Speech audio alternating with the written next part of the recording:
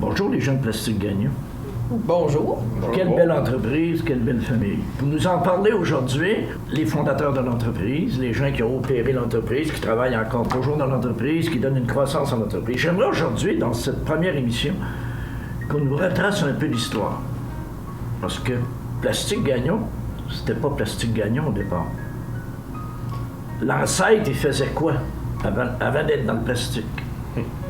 Ben notre grand-père, il était à l'époque, il y avait des abeilles, il était apiculteur et il était éleveur de renards. Il était l'un des plus gros éleveurs de renards au Québec. Entre autres, il y avait le renard argenté, qui était très rare à l'époque. Et il y avait une très belle qualité de fourrure. Fait que, au départ, c'était ça. Puis il y avait des pommes. Il y avait les pommes. Oui, il y a toujours eu des pommiers, il y a toujours eu ces pommes. Mais par quel hasard, tout à coup, il a changé de secteur d'activité? Ben, c'est après le crash de la fourrure. La fourrure, dans les années 45, après la guerre, ça a tombé. Ils ont fait des nouveaux matériaux synthétiques qui étaient plus performants. Donc, la fourrure a tombé. Puis là, ben, il y avait encore une famille à élever. Il fallait qu'il continue à travailler. Puis il n'est pas allé tout de suite dans le plastique. Non, c'est ça. Il faisait il a construit l'ancienne usine qu'on appelle en bois, là. Puis il faisait de la moulée pour les chevaux. Pour les animaux, pour les renards. Oui, mais il vendait ça, il y avait un camion. Ah oui. Il était fier de ses camions. Puis il vendait dans le comté sa propre recette de moulée. Il avait réussi, il avait travaillé avec un des, au Zoo de Québec, un des, comment ça s'appelle ça? Nutritionniste. Les techniciens animaliers. Oui, c'est ça, avec au Zoo de Québec. Puis ensemble, ils avaient développé une recette qui faisait que les renards avaient une belle fourrure, tout ça. Fait il l'utilisait pour lui, mais il l'a vendu aussi à beaucoup d'autres producteurs de renards. Puis il faisait de la moulée pour les chevaux aussi, puis pour un peu les animaux. Là. Donc il était vraiment dans les affaires, c'est un gars d'affaires. Oui, c'est de très longue date, oui, c'est ça. Puis il a su s'associer avec des personnes compétentes dans ses faiblesses pour être capable de le renforcer puis faire de quoi de différent. Et c'est là qu'il a décidé d'aller dans le plâtre aussi. Ça, c'est un de nos oncles. OK. Qui a habité en Italie pendant combien d'années? 30 ans. 30 ans. Frère missionnaire. Oui. Ouais. Clemente. Puis c'est lui qui a amené le plâtre. Puis là, c'est là que ça a commencé tranquillement, mais ça a grandi assez vite. Ça a commencé en quelle année, le plâtre, ça? Dans les années 47.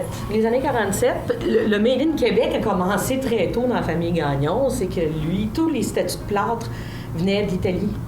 Puis lui, il dit, il n'y a aucune raison que ça vienne d'Italie. On est capable de faire ça au Québec. En plus, à Saint-Jean-Port-Joli, on a les sculpteurs pour faire les modèles. Fait qu'on a tout pour les faire.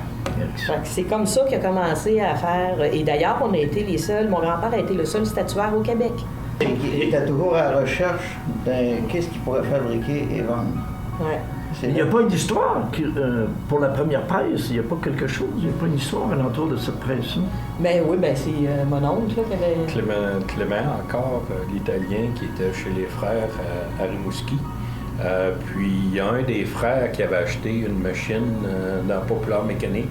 Démarrer votre entreprise de plastique pour, je me souviens plus. 75 $. Fait qu'il avait acheté ça. Puis il avait essayé ça, mais il n'avait pas réussi vraiment à faire grand-chose avec ça.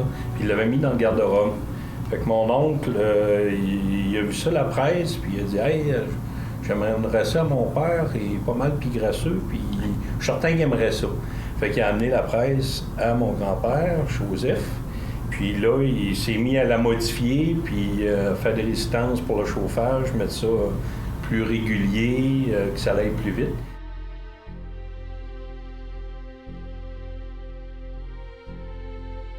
Puis ils ont commencé à faire des lettres pour apprendre à écrire dans les écoles. Ah, OK. C'est ma tante qui travaillait dans les écoles, puis elle m'a dit on n'a pas de belles lettres, on n'a pas de quoi pour montrer aux jeunes comment faire. Puis c'est là que l'idée est venue, puis ils se sont mis à faire des moules, puis à vendre des lettres pour l'éducation. Fait que ça a été le début du plastique. Là. Mais le volet industriel est arrivé dans le milieu des années 60, 67 à peu près? Ben, le premier contrat industriel est arrivé en 57, 55-56 à peu près, avec la fameuse bobine. Ça, c'est la première pièce industrielle. Puis que mon grand-père a fait avec les fameuses bobines Nilus Leclerc, là, parce que lui, on peut le nommer, qui était à Lillet, les fameux métiers à tisser. Puis M. Nilus, j'avais une de mes tantes qui travaillait là. M. Nilus, il a donné une bobine, puis il a demandé, est-ce que ton père serait capable de me faire ça en plastique? Puis grand-papa, il a dit, ben oui, on va faire ça en plastique. Donc, ça a été le premier modèle moule industriel. Puis là, mon père a fait, wow! Il a vu tout le potentiel du plastique. Ça a été sa révélation. Et je crois que vous fabriquez encore aujourd'hui. Oui, c'est notre premier convoi industriel et le plus fidèle. Après tant d'années, encore en 2016, on fabrique encore les bobines de fil. Donc, vous êtes l'ancêtre de la fidélisation de la clientèle. Oui.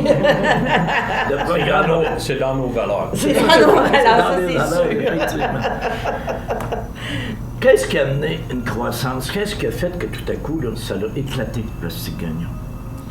Ben, il y a eu plusieurs croissances. Plastique Gagnon dans plusieurs domaines. Il y a eu la partie industrielle, le début de... Quand Jean-Méry a commencé à faire beaucoup de pièces, entre autres pour les motoneiges, le boom du motoneige. Il y avait beaucoup d'effervescence au Québec là, sur des nouvelles compagnies et tout ça. Fait que Jean-Marie était à l'affût de ça, puis il était un très bon vendeur. Fait qu'il allait chercher des contrats pour des cabinets de machines à coudre. Fait qu'il faisait le tour du Québec, puis ça a commencé vraiment là. Il y a eu un premier boom dans ces années-là. Le motoneige a amené quand même un gros boom. Par contre, il y a eu le crash du motoneige aussi en 73, 74. Dans ces années-là, oui. Oui, dans ces années-là. Fait que là, ça a été un coup dur pour Plastique Gagnon. Il n'y a pas eu aussi, tout à coup, un boom d'un figurine?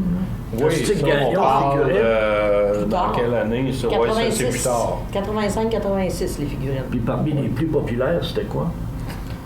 Oh, Ça a été les McDonald's, il y a eu Domino's Passe-Partout. Pizza, Passe-Partout. Passe-Partout. Je pense que les plus populaires étaient Passe-Partout, moi. Oui, oui. Mais le premier contrat était McDonald's qui avait été signé. Puis quand ils ont signé le contrat, ben ils ne savaient pas comment est-ce qu'elle a imprimé les figurines. Il n'y avait rien c'était pas de quoi de qui encore. Fait que là, toute l'équipe de Plastique Gagnon, parce que Plastique Gagnon, la force, c'est vraiment de tout se le monde mobiliser, se tient, oui. se mobiliser. Quand tu arrives à un défi qui est difficile à faire, ben le monde est encore plus mobilisé. Fait que Robert Caron, dans ce temps-là, va passer plusieurs nuits blanches pour trouver le moyen de faire les figurines. Puis en fin de compte, ça a donné la naissance d'un nouveau boom qui était la figurine. Parce qu'effectivement, le crash de 70 a fait très mal à l'entreprise. Oui. On a failli y penser. Mais c'est là qu'on a eu vraiment une mobilisation, pas juste au niveau de Plastique Gagnon, dans toute la région. Là. Oui. Oh, oui. En 70, ben, c'est notre voisin, M. André Rousseau, je dis notre voisin parce qu'on là. Il était venu, la banque, elle voulait plus négocier, puis Rousseau Metal, il a dit non, tu négocies avec mon voisin, sinon tu négocies pas avec moi. Fait que l'entraide des entrepreneurs ont fait que les entrepreneurs ont pu se tenir un peu, puis en fait, passer à travers. S'il n'y aurait pas eu cette entraide-là, ben, il y aurait plusieurs entreprises. Donc, il y a eu la nouvelle usine dans les années 68. Après ça, il y a eu de l'expansion, il y a eu des agrandissements. Rien ne pouvait arrêter Plastique Gagnon. Ouais, sauf un crash, là. Oui. Il y en a eu plusieurs, mais on s'est toujours relevé. On s'est toujours, avec l'imagination, avec l'équipe, avec un travail, on s'est toujours relevé. On s'est toujours relevé. Donc, est-ce qu'on pourrait conclure en disant que la force de Plastique Gagnon, c'est l'équipe? Oui. Ah, définitivement. C'est l'équipe qui permet à l'entreprise de s'adapter. Parce que le marché change souvent, les clients, puis c'est vraiment, il y a des histoires incroyables sur différents domaines, des développements qui sont faits dans des temps records avec toutes sortes d'affaires, puis c'est vraiment l'équipe qui a tout le temps mis l'épaule à la roue. Là.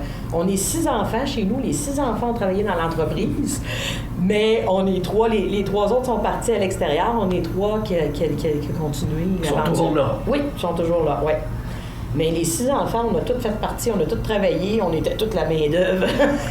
Qu'est-ce qui a amené Plastique Gagnon tout à coup à vraiment se concentrer et à dire on va faire du moulage, on va faire de la sous-traitance industrielle? C'est arrivé comment ça? Ça, c'est quand on a acheté nous trois, on a acheté de Jean-Marie. C'était l'enfant pauvre de Placé-Gagnon, carrément. Moi, je dirais que c'est plutôt une réorientation de la nouvelle génération. Jean-Marie, notre père qui était un vendeur, nous, plus de techniciens que des vendeurs. Fait que quand on a pris le relais, nous, on était très présents sur le plancher, puis on a toujours... ça, c'est typiquement Gagnon, on aime bien la technique. Puis on s'est mis à travailler des pièces industrielles très techniques, puis très proches avec le client, puis c'est le client qui l'a apprécié, ça. Puis c'est là que tranquillement, mais c'était toi, François, qui était plus fervent de vendre les produits maison pour... on avait des produits maison, puis on avait même un atelier mécanique, une imprimerie, mais je pense que notre force, nous, c'était de développer la pièce technique. C'est à ce moment-là qu'on s'est orienté plus vers notre force. C'est un choix stratégique que la nouvelle génération a décidé de prendre.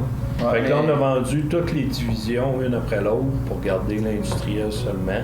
Puis c'est ce qui fait ce qu'on est aujourd'hui. Et c'est ce qu'on va découvrir dans le prochain épisode. Merci. C'est un plaisir. Merci à vous.